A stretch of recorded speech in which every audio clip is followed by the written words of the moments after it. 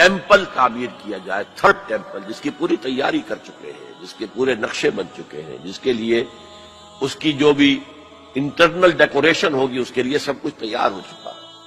اور یہ انتفاضہ جو ریسنٹ شروع ہوا ہے، یہ شیرون کے دورے کی وجہ سے کہ وہ مسجد اقصی میں داخل ہوا اور وہ دیکھ رہا تھا جگہ کہاں سے ہمیں فاؤنڈیشن بنانی ہے اور کیا کرنا ہے۔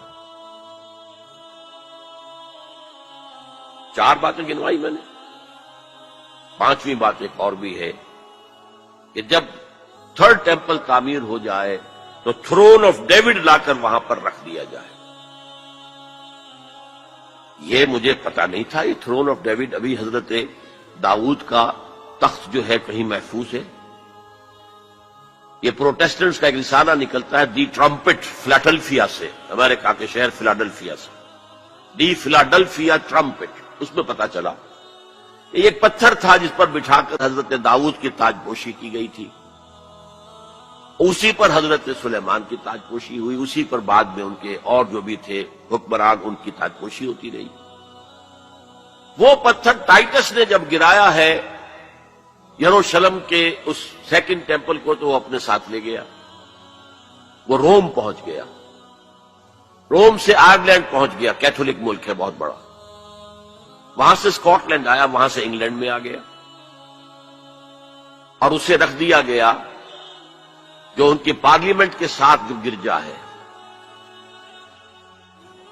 اور 14ویں صدی عیسوی میں اس کو ایک کرسی میں بلڈ کر دیا گیا سیٹ کی حیثیت سے، اب وہ تھرون ہے۔ اسی کرسی پر بٹھا کر انگریز جو بھی بادشاہ ہوئے اور جو ملکائیں ہوئی ان کی کورونیشن ہوئی ہے، وہ وہاں سے لا کر اب یہاں رکھا جائے گا۔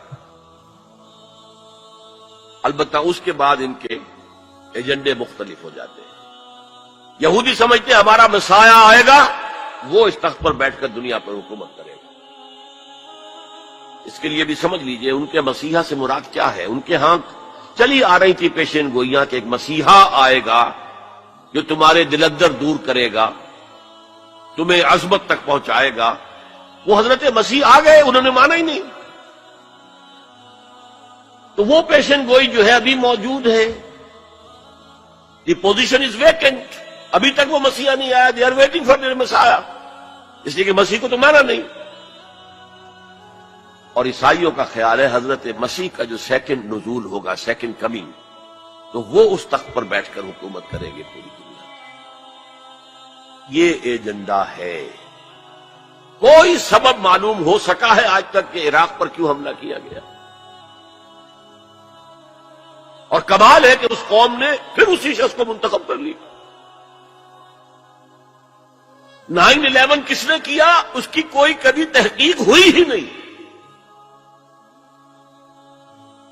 روک دیا گیا۔ جب شروع میں تحقیق شروع ہوئی تھی تو پہلے تو بیان آیا تھا بش کا کہ یہ لیک کیوں ہو رہی ہیں چیزیں اس سے، اور پھر سسٹم روک دیا گیا۔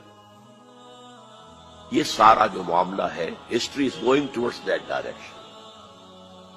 لیکن بہرحال اس میں جو مسجد اقصی کی شہادت کے بعد اور قبۃ الصخرہ کے گرانے کے بعد جو خون کھولے گا عرب نوجوانوں کا، اس کا آپ اندازہ نہیں کر سکتے۔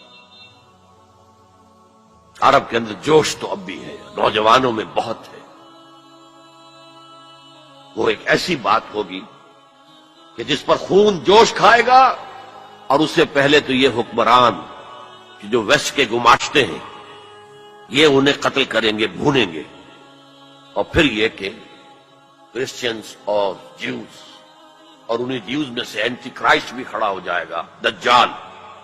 یہ مقابلے ہونے ہیں، لیکن میں اب تفصیل میں نہیں جانا چاہتا۔ لیکن ان کے ذریعے سے عالم عرب پر تو بہت بڑا، بہت سخت عذاب آئے گا۔ باقی عالم اسلام دوسرے درجے میں ہے، مجرم۔